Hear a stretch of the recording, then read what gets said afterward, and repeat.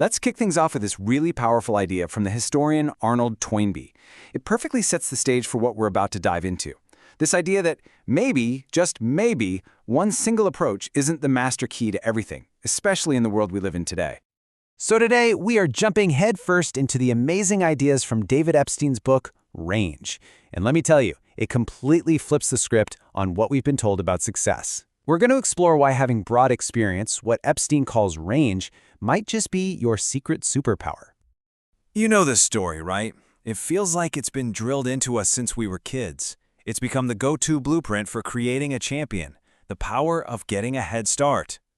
And our first case study, the absolute archetype for this model, is what we're going to call the tiger path. It is the ultimate story of starting early, focusing intensely, and never, ever straying. I mean, look at this timeline. It is just wild. At only 10 months old, Tiger Woods is already copying his dad's golf swing. By 2, he's on national television. This is the very definition of what experts call deliberate practice. It's a straight, unbending line to greatness, starting from basically day one. And you can imagine, the pressure was immense. His father, Earl, didn't just think Tiger would be a good golfer. No, he believed his son was literally destined to change the world, a chosen one. This one single vision shaped Tiger's entire childhood, and really, it became the poster for the power of hyper-specialization. Okay, so that's one way to the top.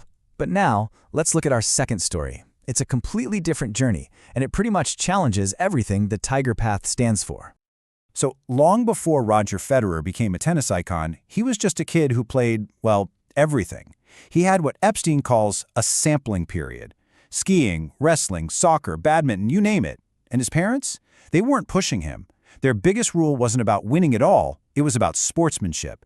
He found his way to tennis later, only after he'd tried a whole bunch of other stuff. And this brings us to the million-dollar question, doesn't it? How can this be? If the whole head start and 10,000 hours thing is the only way, how on earth do you explain someone like Roger Federer? This exact paradox is what Epstein's book is all about. Well, it turns out the answer lies in this absolutely brilliant framework from a psychologist named Robin Hogarth. It helps us see that the type of world you're operating in really determines which strategy is going to work best. Okay, so this is where it gets really interesting. This framework basically splits the world into 2 types of learning environments. You have kind worlds, like golf or chess. They're perfect for specialization because the rules are clear, patterns repeat, and you get feedback right away. But most of our world isn't kind, it's wicked. In a wicked world, experience can be a horrible teacher.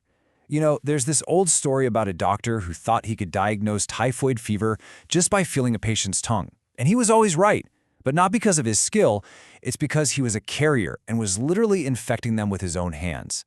That's a wicked world. It's complex, it's messy, and the right answer is almost never obvious. So, what does this all mean? Well, if we're living in a wicked world, specialization can actually be a trap. And this is exactly where the power of range, of having broad, diverse knowledge, becomes a massive, massive advantage. This very idea was the secret weapon of a true legend of innovation, Gunpei Yokoi, the guy who created the Game Boy for Nintendo. He actually made a point of avoiding cutting-edge tech. His whole philosophy was to find old, cheap, withered technology and then think laterally to give it a whole new life. So while all of his competitors were locked in this crazy technological arms race, Yokoi was playing an entirely different game. He saw a guy on a train playing with a calculator and thought, what if that was a pocket-sized game? That led to the Game Boy, a total smash hit built on simple tech that everyone else had already dismissed. And this whole winding path thing isn't just for inventors. I mean, think about Vincent van Gogh. The guy bounced from career to career, failing at pretty much everything. He didn't even get serious about drawing until his late 20s and was once told to his face, "You are no artist." But it was that exact series of detours and experiments that let him develop a style that changed art forever. And get ready for this, because this one number shatters one of our biggest cultural myths, that innovation is a young person's game. Research from places like MIT and the US Census Bureau found that the average founder of a super successful startup is 45. Their years of diverse experience aren't a bug, they're the main feature. Okay, so let's bring this all back home. What does this all mean for you and me? How can we use these ideas in our own lives, especially when we feel all this pressure to just pick one thing and stick with it forever? Let's just take a second to think about that. We're always asked about our 5-year plan, right? But maybe a much better question is, what's a small experiment I can run next? How can I test out a potential future version of myself? The research really points to this idea that we should act like scientists, but for ourselves. Instead of creating some grand plan that's set in stone, we should run a series of small experiments to figure out what actually fits. It's all about test and learn. We figure out who we are by doing, not just by thinking. So what's the big takeaway here? It's this. Your diverse experience, your range, is your greatest advantage, not a weakness. Finding that right match quality, the sweet spot between who you are and what you do, is way more important than getting a head start down the wrong road. And maybe, just maybe, the most important lesson is this. Don't feel behind. You're not behind. You're just building range. And let's end on that perfect thought. Life isn't a race with a clearly marked track. It's an exploration.